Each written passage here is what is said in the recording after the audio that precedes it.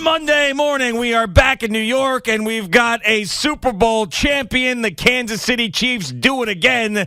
Super Bowl 57, an exciting game, and they beat the Philadelphia Eagles in this high-scoring affair, and Patrick Mahomes gets another one. Andy Reid gets another one. Patrick Mahomes has another Super Bowl MVP, and more importantly than anything this morning, Boomer, Young Joker is a Super Bowl champion. My guy has his hands and his mouth all over that Lombardi, and he played a big role in the game. So did that call at the end of the game, the defensive holding that did affect the outcome. But it's not all about one play, Boomer. Good morning. How are you? Good morning, G. I'm hanging in there. I'm about 85% still, So, but it's good to be back. And I will say this, that it was an amazing game by Patrick Mahomes for sure, especially when, he hurt his ankle at the end of the second quarter and he's limping in and you're like, oh my God, so this high ankle sprain thing still obviously bothered him through both the AFC Championship game and now the Super Bowl.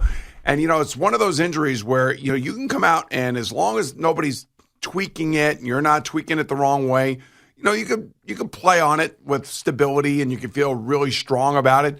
But the moment it gets hit the wrong way or something else, it's like a shock wave going through your ankle.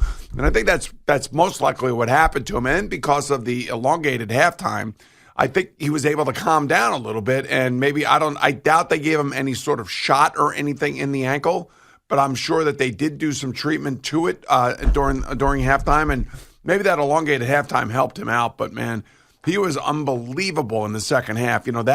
That's the guy that, that is the best player in the league right there, without question. And I can't say enough about how well his offensive line played. I mean, they protected their meal ticket, not only in the AFC Championship game, but against this pass rush that came into the game, 4 short of an NFL record for both playoffs and regular season, and they didn't even get a sniff. They didn't even really get a sniff. Where he got hurt, he was out of the pocket and running around.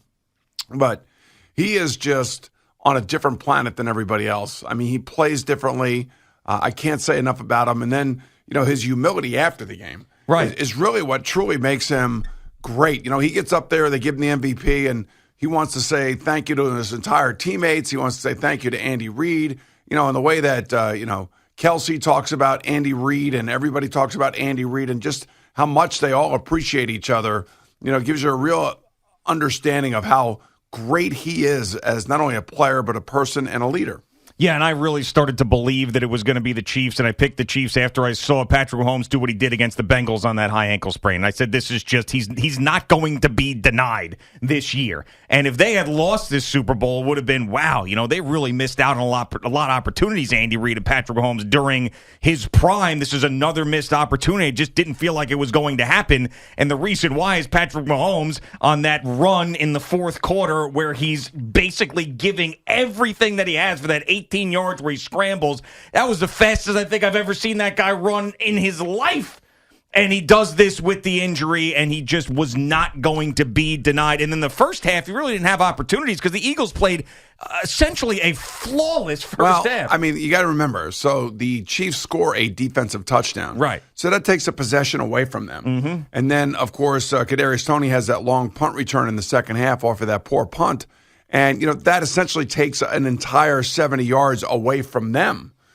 In terms of opportunities for putting up more yards. So the yards look like they're depressed, but they're depressed really because of 2 plays. Yeah. One is the defensive touchdown, and the other one is the Kadarius Toney punt return down to the 5-yard line. Let me tell you something. We talked about Kadarius Toney maybe being the Super Bowl MVP at plus 15,000.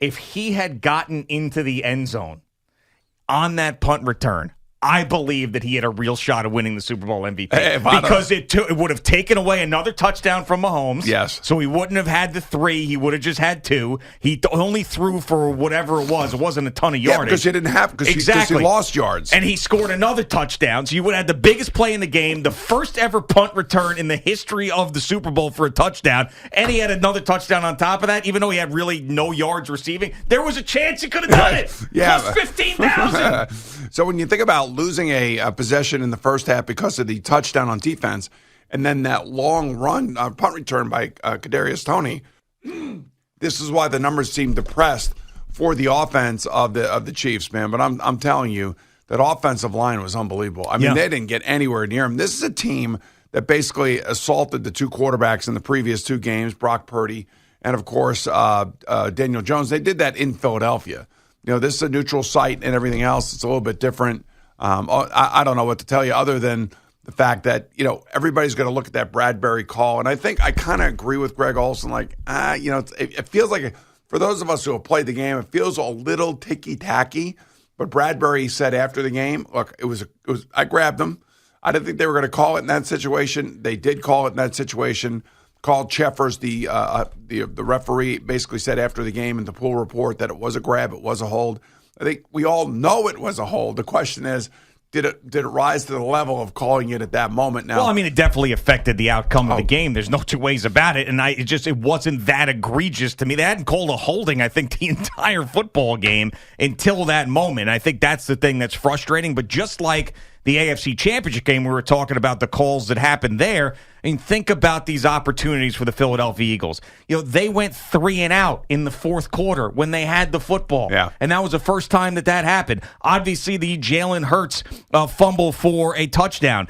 You had, of course, the big punt return, which was a big deal. They had a 4th and inches, and they end up going a full start to bring them back to 4th and 5. So the Eagles had their mistakes, and they had their issues. So, yes, that call is something that leaves a bad taste in your mouth, just like the AFC Championship game. But, I mean, it's not like the Philadelphia Eagles were dominating this football game, absolutely dominating it early on. They couldn't get the job done. Mahomes came back and beat them. in all honesty, though, you score 35 points, you expect to win. Yeah. And, this defense stunk for the Eagles. Yeah. The Eagle defense was, the best defense in football all year long. Had all the numbers, all the statistics, and, they ran into RoboCop at quarterback, and RoboCop just basically went and did what RoboCop always does and seems like big games. We're going to see a lot of these games for the next 5 to 10 years with him and Andy Reid. This team and the turnover on this team, I think I read it was either 13 through 16, I don't know,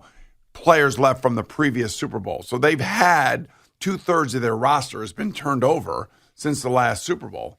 And, when you take a look at, and what I love the most is 2 of the touchdown passes that they had, the one to Kadarius Toney and the one to Sky Moore, were essentially the same type of thing. Wide open. Where they were coming in motion, and you would thought that it was going to be a jet sweep or he was going to go all the way across the formation. But this is Andy Reid. This is Andy Reid knowing that the Eagles are going to be in man coverage, that he's going to take 2 of his faster guys. He's going to bring them in short motion. The guys that are covering him on the other side for the Philadelphia Eagles are thinking that they're going to go all the way across the formation. When the ball gets snapped, they basically stop and go back out. And by that time, the guy that's covering each of those guys is standing in the middle of the field while these guys are standing outside the numbers. And brilliant play design. I mean, that's what that is. And those are easy touchdown passes. So I can't say enough about the play design for Andy Reid and Eric Bieniemy. And I know that Andy was giving Eric a lot of credit after the game last night. I think he was really trying to push, Eric Bieniemy to get an opportunity to go play, to be an offensive coordinator at least somewhere else. Well, I think that's going to happen. I mean, I think that's probably he needs to get away from that situation and do it on his own, I think, to maybe get that job and get over the hump. But, yeah, I mean, Andy Reid was giving him a ton of credit. And I think the way the Chiefs rebuilt that roster with their offensive weapons, if you look back, I mean, it's genius because there was a lot of guys that they brought in who were like that second-tier guy or someone, who was very young, they take a chance on, and Kadarius Toney that fell out of favor with the Giants. Then you get Juju Smith-Schuster, who was a guy that, ended up with the Steelers for a couple of years. He signed a 1-year deal with the Steelers. He didn't do much in that last season. They bring him in on the cheap. They put him in that offense. He's great. Marquez Valdez-Scantling, who was like the third option for the Green Bay Packers. On the cheap. Right. That's the key. Exactly. On the cheap. All the running backs on the cheap. Yeah, Isaiah Pacheco, rookie, and then they draft. They drafted McCole Hardman. They drafted Sky Moore. McCole Hardman's been hurt, but the way they got these weapons and these talented guys cheaply to put around Patrick Mahomes to replace Tyreek Hill is just, I think, was genius general managing. And Howie Roseman did a genius job, too. And it's no shock that both these teams are the one season ended up in the Super Bowl in a 3-point game. Well, this Chief team now is the second team in NFL history that has 75 wins or more in this 5-year span. The other team I think that has maybe one or two more wins. I think it's the Patriots from 2002 to 2007. So you could see that the trajectory that Patrick Mahomes is on, and even playing with a bad ankle in 3 games. You got to remember, he played the Jacksonville game with the bad ankle. Chad Henne came in and maybe saved the season for them with that 98-yard drive against the Jacksonville Jaguars in the divisional round. But then, Patrick went in the second half of that game. He didn't play great that game. Is the team basically won the game and everything else. And then they came back and, of course, they beat the Bengals, and that was a slugfest. And now this one here where they put up 38 points, this is more like the Chiefs that we know. This is the offense that we've seen and we've come to love from the Chiefs' perspective. And I don't know. All I can tell you is that it's ridiculous how easy Patrick Mahomes can make it look. But I think a lot of it, like they were saying yesterday, goes to Andy Reid, especially on the offensive side of the ball. And I will say that, Jalen Hurts played his ass off. He played his ass off. It was the Jalen Hurts Super Bowl really until the fourth quarter. Yeah. They had that 3-and-out, as you pointed out. He also got a miserable turnover. But he also got the team, in the spot where he had to score a touchdown, and then he took the 2-point play and he ran it like Barry Sanders, right around the corner, lowered his shoulder, got in. I'm like, holy crap. Yeah, they showed Howie Roseman right after that 2-point conversion in the box, and you could read his lips. He goes, "We're winning this effing game" at that point.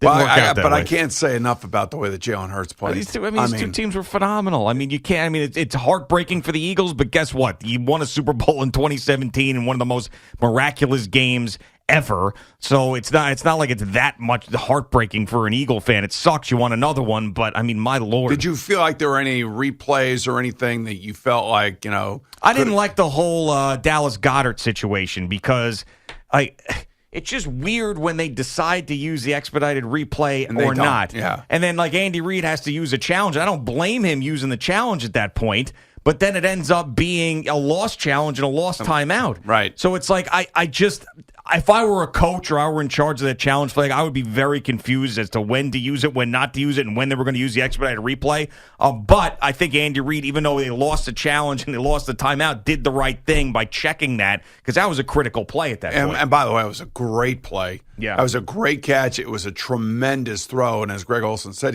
when he let it go, he thought it was going to be an interception. When in actuality, that was the play I think that Joe Burrow had against the Chiefs, where one of those young defensive backs went up and knocked it down, or just barely tipped it, because he had a guy open over the top of him in the AFC Championship game. Yeah. But, man, that was some catch. Oh, my God, that was some catch. Yeah. What about the Devontae Smith catch along the sideline that they did overturn? Yeah, that's another one that, to me, the nose of the ball hits the ground, and you saw that final angle because they kept showing from the sideline. Then when they showed from the field, you could see that the ball had moved when the nose of the ball had gone. So to me, it was like it's you have a million angles, and you found the one because you're searching for the one to overturn it, and they got it. So, I think both of those would have been upheld if there were no replay. The Goddard one, which was ultimately, and of course, that was a catch, and the Devontae Smith one as well. But, yeah, I think with the letter of the law, I saw that ball move when he went down with it. The letter of the law sucks, honestly. Yeah. These guys make these unbelievable catches. And it was good to see that, from the Eagles' perspective anyway, that A.J. Brown got involved. I remember sitting there going, man, A.J. Brown's got to get involved here sooner or later. Yeah. And they hit him on back-to-back receptions, and he got himself in the game. I'm trying to think. I think if I'm a Philadelphia Eagle fan, I'm just really disappointed that my defense didn't do what my defense has done all year long. Now, a lot of the players were complaining about the field, that the field was slick, and I know they were talking about it. The Eagles had problems with their shoes and all that other stuff. And, they put so much time and effort in this field that it's ridiculous that, guys would be complaining about a Super Bowl. Yeah, it was really pathetic, and they spent $800,000 on this field. So I saw this actually before the game. They grew the grass on a sod farm and then would bring it out because they have this technology there in that stadium where it just the field moves out. It's on a tray. Yeah, so they would move it out into the sun to have the grass grow and do all of this stuff. $800,000 for this field that they're slipping all over the place. And Terry Bradshaw actually mentioned, he's like, I guess they painted the entire field. And even something like the grass, they painted more green, and that's what was making it slick. And it just is, it's unacceptable for a game like this. I mean, even, on the maybe final that's one kick, of the reasons why it was 38-35. Yeah, absolutely, because you would think that the offense would have an advantage in that situation. I mean, even on the game-winning kick by Butker, Greg Olson is bringing up the fact that, look, there's the Super Bowl logo. There's paint there. I mean, he could fall right on his ass and slip. The amazing thing is if you watch any of the Phoenix Open, you saw where you had all this green grass, and then around it you had all this brown grass. Sure. Well, basically because it was so cold out there that the grass is not really – it's dormant right now. It hasn't really started to grow. Normally it does start to grow this in February, but it hadn't started to grow yet. So most of the golf courses out there that you see, including the Waste Management Open, they paint the grass green. You see what I'm saying? Yes. So they paint the grass green, and I wouldn't be surprised that would be the case here, although it could have been under heaters, I'm not sure. But when you have all those logos on the field and the field looks great and everything else, you tend to forget about the footing. Our Super Bowl 23 down at it was Joe Robbie Stadium at that time, and it had just opened. When we got out on the field, man, the field looked gorgeous. But then we had a rainstorm that day. It was kind of like a really bad rainstorm overnight, and kind of rained during the morning, and they had the pumps on and all that other stuff. And somebody left the pumps on, and our field was so bad because when you stepped in it, you slid, and the turf would come up from underneath you. And we had our best defensive lineman, Tim Crummer, snapped his leg in that quarter because of that field. And we had the opposite. This field was tight. I'm sure that it was pretty hard. It looked pretty hard to me. And our field was soft, long grass, and it was coming out in chunks. It was like hitting down on a golf ball and just taking a huge divot. Yeah. So we had the opposite. So they put all this freaking time and effort in these fields. And I'm like, these teams are used to playing on synthetic fields, and that's where the defense really gets its speed from because they have better footing. So maybe that's one of the reasons why so many points were scored. Yeah, maybe. And every player talks about how they'd rather be on grass, just not grass like this, because this too didn't tight, work out. Too hard, and they had too much paint on the field, meaning, the end zones were all painted. Center, the midpoint of the field, 50-yard line had the NFL logo on it. You had the Super Bowl logos on it. So a lot of that area, I'm sure, probably gave a lot of second thoughts to defensive players on both teams trying to keep their footing. All right, Boomer and Gio on the Fan and CBS Sports Network. The final football Monday, break it down. Super Bowl 57, the Kansas City Chiefs win another one with the combination of Patrick Mahomes, Andy Reid, Travis Kelce, and everybody else. We'll get Jerry Recco in here with all the sounds of the game next. But